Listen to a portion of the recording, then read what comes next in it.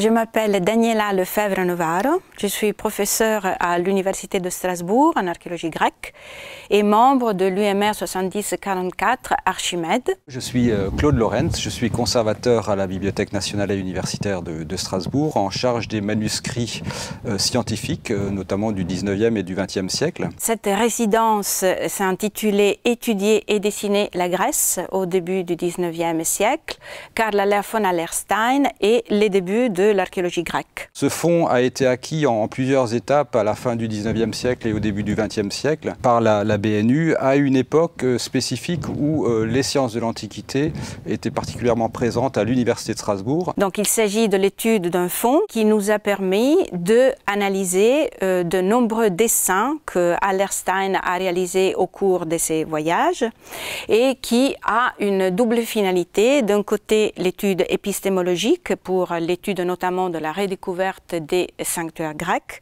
et de l'autre côté, l'analyse plus fine des dessins dans une but plutôt de histoire culturelle. Le fonds est subdivisé en 4 sous-ensembles. Un premier ensemble est constitué par le journal de voyage de Karl Aller von Allerstein, de son départ de Munich en 1808 jusqu'à sa mort en Grèce en 1817. Second ensemble, la correspondance entretenue par Aller von Allerstein avec les autorités consulaires en Grèce, mais également avec ses compagnons de voyage, Stackelberg, Coës. Il a rencontré également des gens comme Fauvel à Athènes. Troisième ensemble, les carnets de croquis qu'il a réalisés sur place dans les différents endroits où il a séjourné. 21 carnets. Et dernier ensemble, 72 portefeuilles de dessins et de croquis archéologiques, mais également de paysages. Environ un peu moins de 1500 croquis et dessins qui documentent véritablement les débuts de l'archéologie. Cet ensemble a été analysé dans le détail et nous a permis de réaliser plusieurs livrables, notamment des corpus et des publications.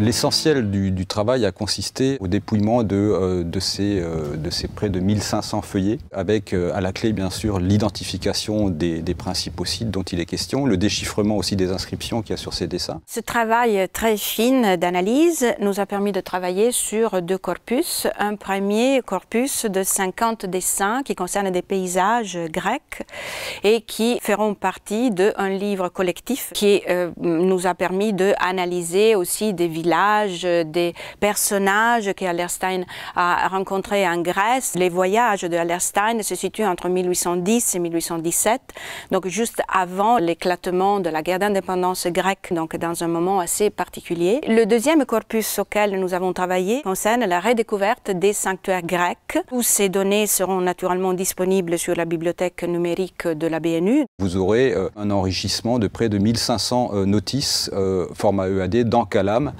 qui donneront une description extrêmement fine de cette partie du fond et qui permettra d'une part bien entendu d'affiner les recherches pour les chercheurs, mais avec l'exportation des données en format EAD autorisera également une numérisation. Et alors ce deuxième corpus est en particulier lié à une opération de l'axe 4 de Lyti-Isahar et ceci nous a permis donc de mettre ensemble dans une véritable synergie recherche et enseignement. Cette étude méthodique a permis également de faire un diagnostic de conservation pour ensuite entreprendre un reconditionnement total de ce fonds que nous espérons pouvoir mener à terme l'année prochaine.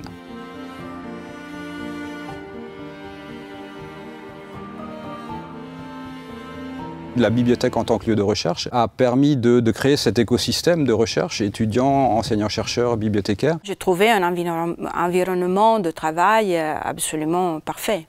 Il y avait de l'écoute, il y avait de la complémentarité et aussi de la mise à disposition de tous ceux dont j'avais besoin. Donc, pour moi, le retour est véritablement très positif. Ce temps véritablement que j'avais à disposition nous a permis de travailler à des projets que nous avons organisé une université d'été avec l'apport de Lyti-Isahar. On a eu des collègues italiens, une collègue grecque qui est venue, des Français.